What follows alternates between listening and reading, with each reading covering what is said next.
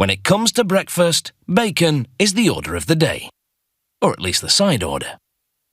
Bacon's popularity actually goes back centuries when people cured and smoked it in their own homes.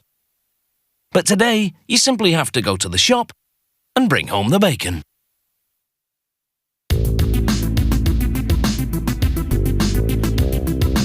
Bacon is now processed and even pre-cooked in factories where things move along crisply. They start with a load of pork bellies. They toss them around in a big tumbler, and the action softens them so it will be easier to remove their skins.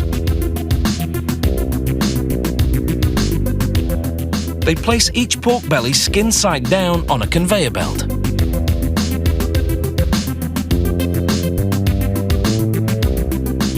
The conveyor takes the pork bellies to a long automated blade, which slices the skin away from the meat. The skins drop onto another conveyor belt. They're on the way to being processed into pork scratchings. Meanwhile, the meat pieces head in another direction, towards a device that turns them over, so workers down the line can trim off any remaining pieces of skin.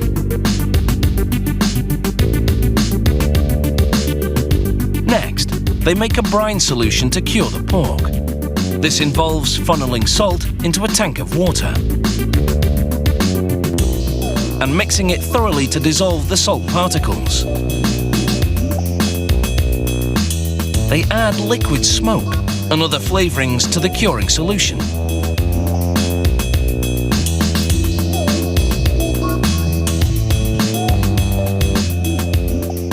The pork bellies now pass under an injector head.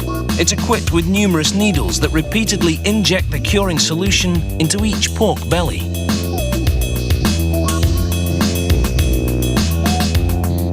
They press the prongs of a metal hanger, called a comb, into the pork bellies and hang them on a rack.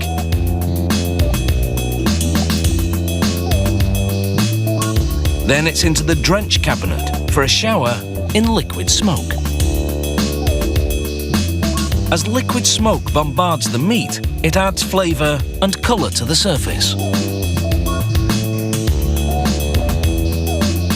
They transfer the bellies into a large oven. They spend about 5 hours in here, cooking at a low temperature, which allows the flavouring to permeate the meat.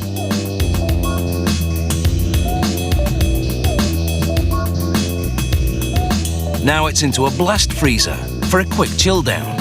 Then into another cooler for a couple of days. The cooling firms the meat, which makes it easier to slice.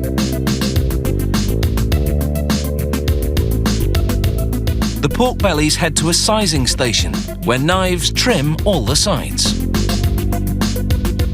They also pass under a metal detector to confirm that pieces of the metal hanger haven't become lodged in the meat.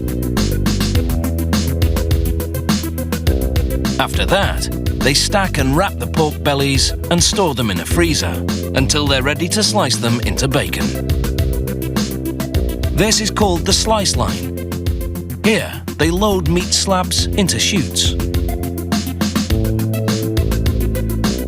The chutes sway back and forth over a blade to slice the meat into bacon-sized pieces.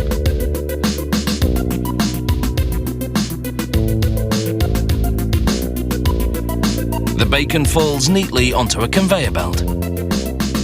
Another conveyor belt rolls over the bacon slices to secure them while they cook in a very long microwave. As the fat cooks off the bacon, it drains into a trough. It will be used to make gravy and pet foods. The cooked bacon now exits the microwave oven and comes under the watchful eye of the inspector. She discards slices that are broken or not up to par. These wheels then roll the brown sliced bacon onto parchment paper. A tiny electronic eye keeps track of the numbers. Finally, they stack the bacon for packaging.